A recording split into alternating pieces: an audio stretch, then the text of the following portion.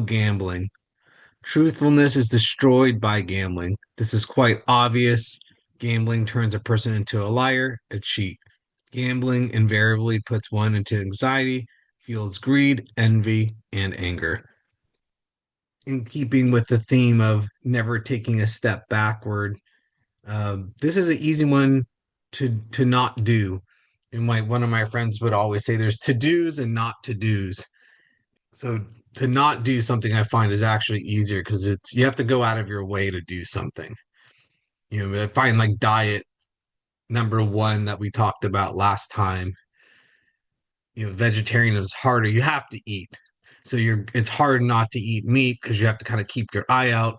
There might be meat in something you didn't realize, or it's easy once you start eating to eat something else. It's kind of one of those things you might smell something. You're forced to eat every day. Gambling is something you don't have to do. It's not a requirement. It's not food, shelter, water. I've had at least one friend that I know about basically went broke, I believe once. For me, it's always just been kind of like a fun thing to do with the guys and more of a social thing. I think lifetime I'm up around $3,000 in 20 years of playing.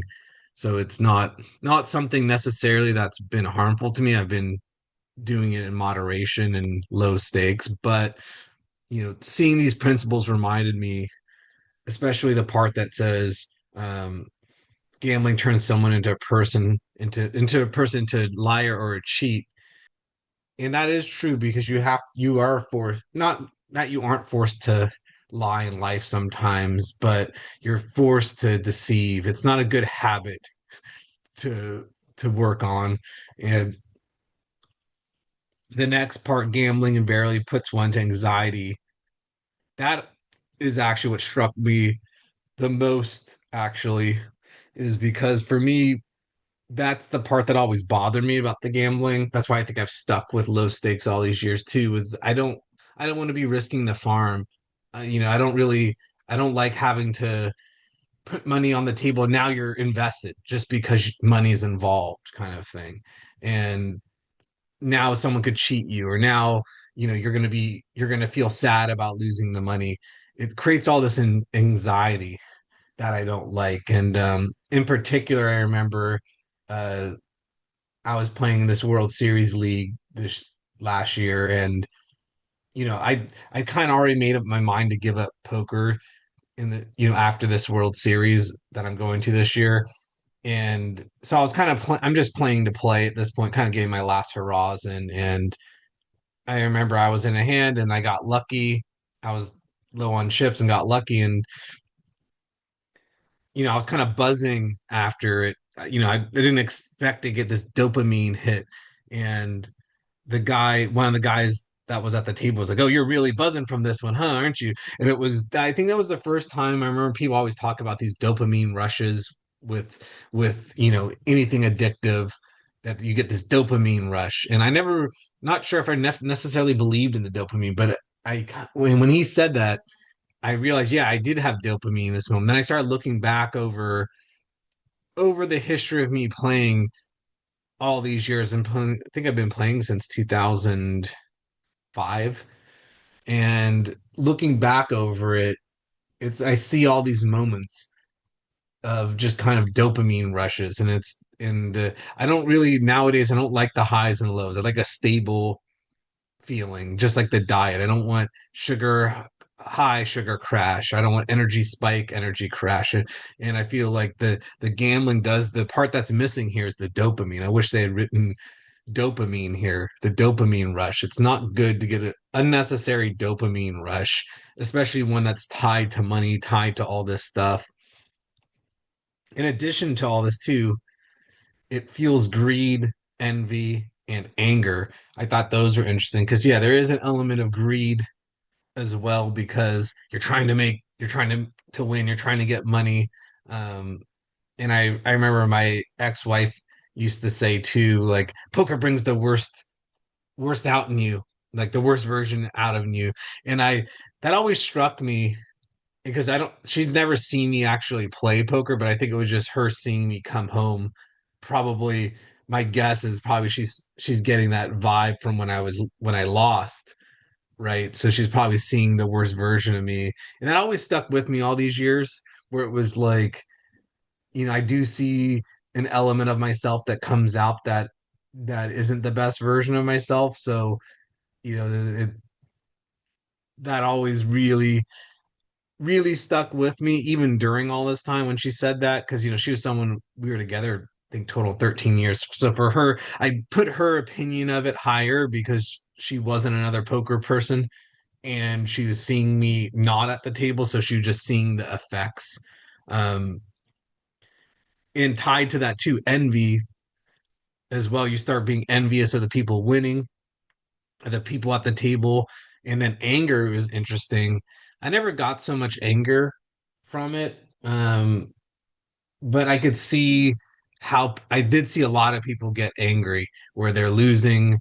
And I think I guess there was one time I think I felt angry, but it was more that I think at that point, I think I was down probably around 2,700 lifetime, 2,500. And I threw away all my poker books. I was really frustrated with the game because I was playing really well, but couldn't win. And so there was anger of just not being able to win.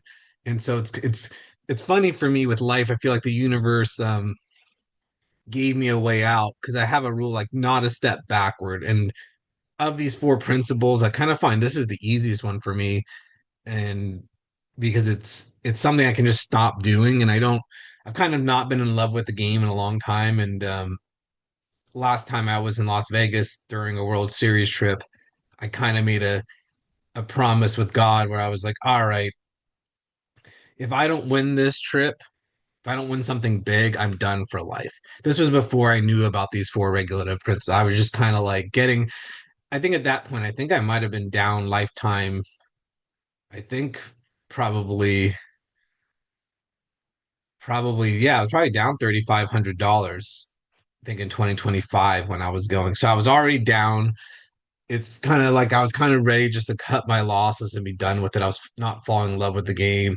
And then I ended up winning 7,000 net. So that brought me up to 3,500 lifetime. So it kind of covered all my previous losses and put me in the black again.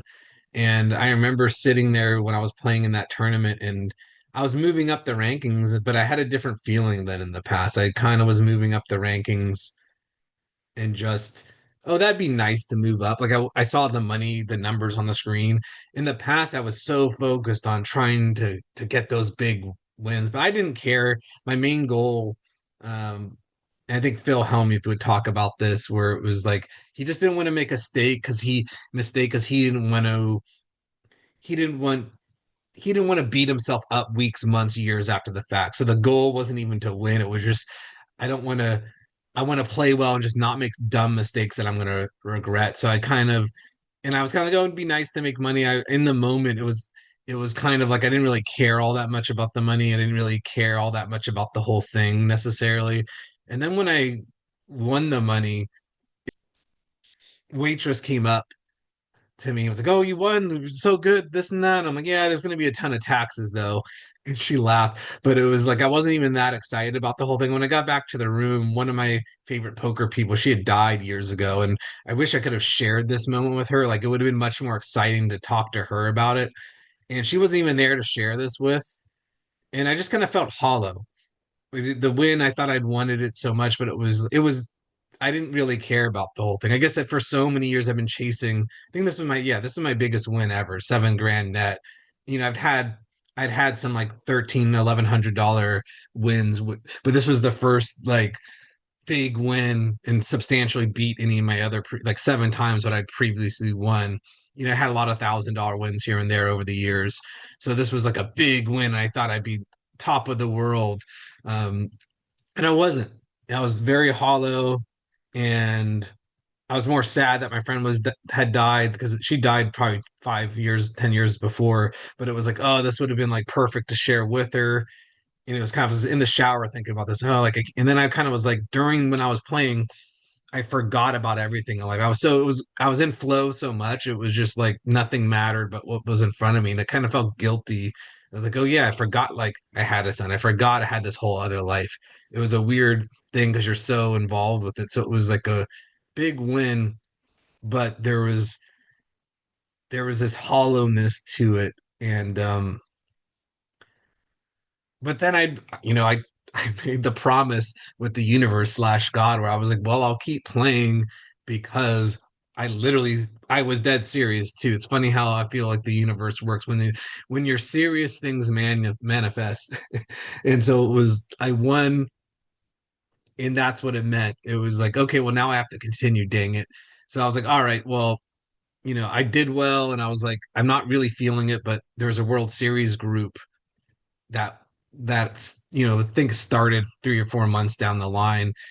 And this is like a group of people that you put money in, and then the winners get to get a free trip for Las Vegas and get to play. So I was like, well, I have to follow through with my side of it. I'm going to continue to play.